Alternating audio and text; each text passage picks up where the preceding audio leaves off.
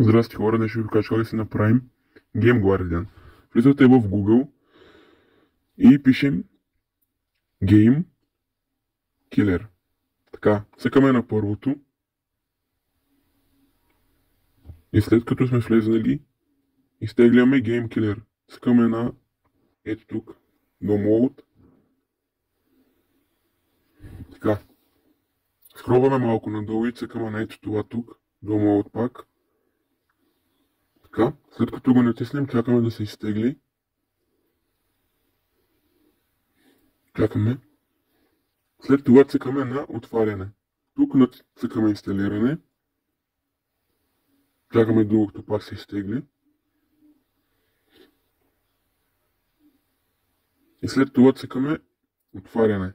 Ето, отваряне. Сега тук трябва да изчакаме 4 секунди докато влезне в приложението. Тук отиваме на горе на лупичката. Сега ще открадя къде. Ето тук. И пишем Game Guardian. Guardian. Ето тук, сега ще открадя това първото. Кликаме на него. Ето така. И цъкаме на Download. Ето, ограждам го. Така, след като цъкнем, ето тук цъкаме пак. Разрешаваме. Връщаме се. И ето това натискаме първото. Така, и изчакаме да се изтегли Game Guardian. Чакаме докато се изтегли. Така. Тук цъкаме на настройки. Позволяваме. Ето, позволяваме. Връщаме се назад. Стрелкичката. И цъкаме инсталиране. Инсталиране. Така, тук цъкаме на още подробности. Виждате, ограждам. И тук цъкате на инсталиране въпреки това. Така.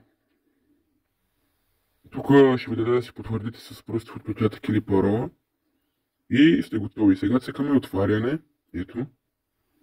И влизаме в Game Guardian. Тук пак трябва да изчакаме 4 секунди, докато влезем в хака. Сега. Тук вече сме влезнали. Цъкаме Download, защото има апдейт Game Guardian. Цъкаме Download. Тук цъкаме сега ето тук. Разрешаваме и чакаме докато се изтегли хака. Така. Тук цъкаме пак на настройки. Ето ограждам. И пак позволяваме Game Guardian. Връщаме се назад с стрелкичката и цъкаме инсталиране отново. Чакаме докато се изтегли. Така. Чакаме. Докато се изтегли Game Guardian.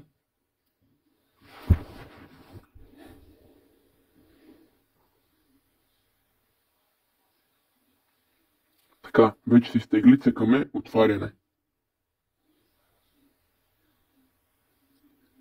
Излизаме от приложението и ето го Game Guardian, цъкаме на него. Трябва да ви излезне от така и на вас иконата на Game Guardian. Влизаме, чакаме 4 секунди отново докато влезем в хака. И тук вече цъкаме на GG64, ето ограждам го. Цъкате на него. И тук сега цъкате добре. Тук игнорирам. Тук добре. И после цъкате хвърлям. То ще ви заведе тук първо да разрешите. Търсите където е Game Guardian, ето го. И го позволявате. Цъкате.